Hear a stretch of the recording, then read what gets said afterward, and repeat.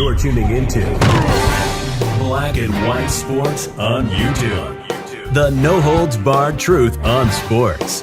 The main event starts. All right, Black and White Sports supporters. Well, let's talk about the Miami Dolphins. They've got their guy.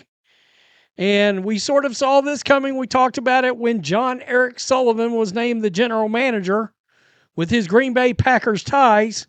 Very interesting because we have heard that Troy Aikman was involved in the search for the head coach. Well, that search looks like it is over.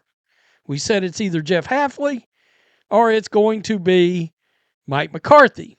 Well, Hafley it is, the former Boston College head football coach that, I got to tell you, made a brilliant move leaving that job and taking a defensive coordinator job because he's now parlayed that into a National Football League head coaching job.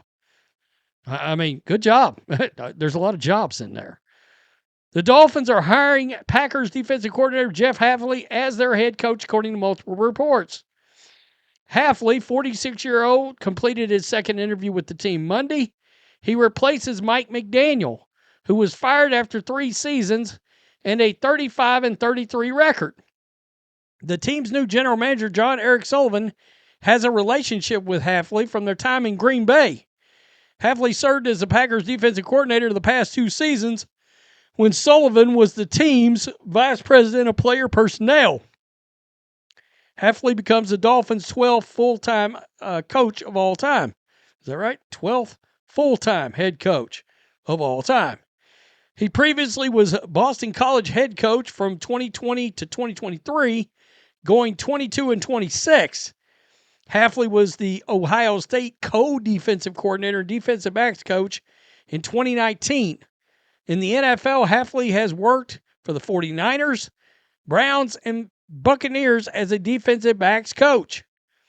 Other candidates, Patrick Graham, Kelvin Shepard, Joe Brady, Clint Kubiak, Jesse Minter, Robert Saleh, and Chris Shula. Let's think about this a minute.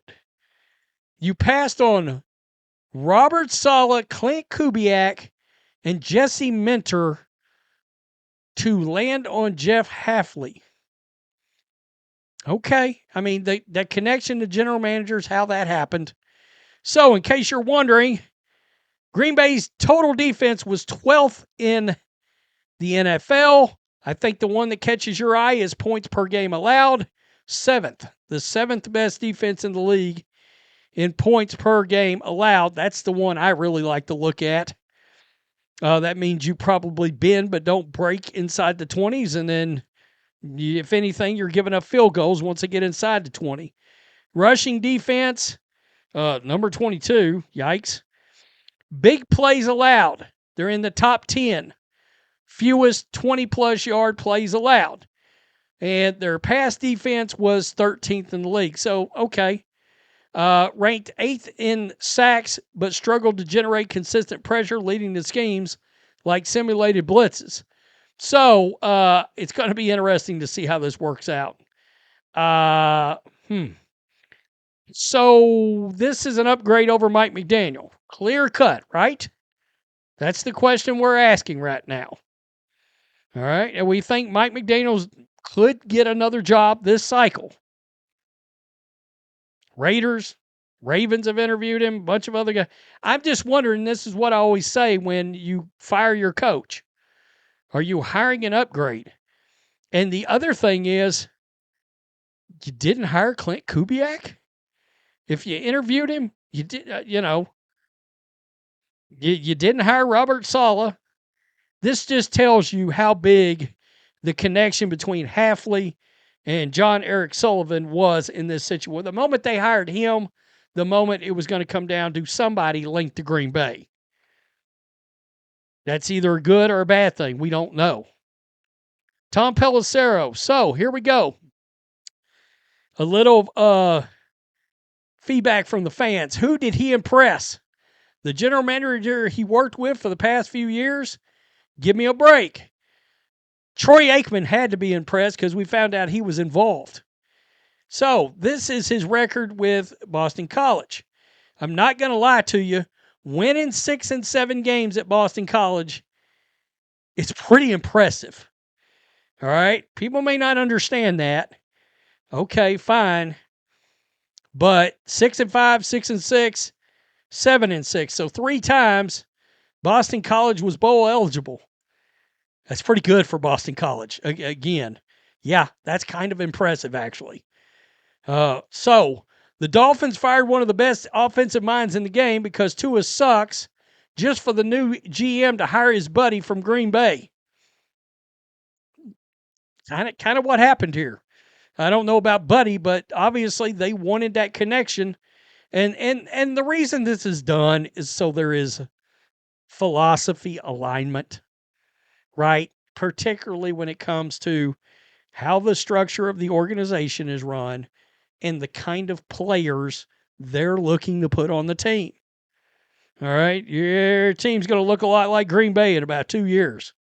All right. Now, whether or not they get those picks right, whether or not they get their version of a Jordan Love, guys, look, the Green Bay Packers, they got a quarterback there. Miami may be interested. You got to think the Miami Dolphins are officially in on the Malik Willis sweepstakes. I would be shocked if that is not something that's looked at very heavily by this crew down in Miami, right? So, that's something you want to have on your radar right off the bat. Hafley to Miami makes a lot of sense. Defensive edge plus familiarity with John Eric Sullivan, strong pairing for the Dolphins. Yeah, that's great. See you in 3 years, Dolphins fans. Officially a new era. Playoff wins incoming. Jesse Minter. That's the other name I wanted to mention here. Because they did interview, let's just scroll down. They did interview Jesse Minter, and he didn't get the job. And a lot of people think he's the Ravens' next head coach. Or the Bills now that the Bills are open. Jesse Minter has already been tied to the Bills. So that's rather interesting. That tells you that they picked the guy they think fits the structure and the incoming philosophy, maybe more than just hiring the guy that might be the best coach. We're going to have to see how this works out. All right. I'm not so sure, to be honest.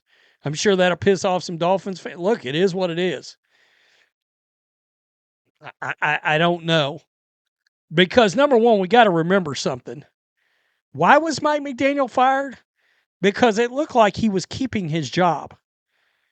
And then John Harbaugh got fired, only for the Dolphins to never even be involved in the John Harbaugh sweepstakes. So did Stephen Ross make a rash move in firing Mike McDaniel? Thinking he was going to get Harbaugh, and then it was pretty clear, no, he was always going to the Giants?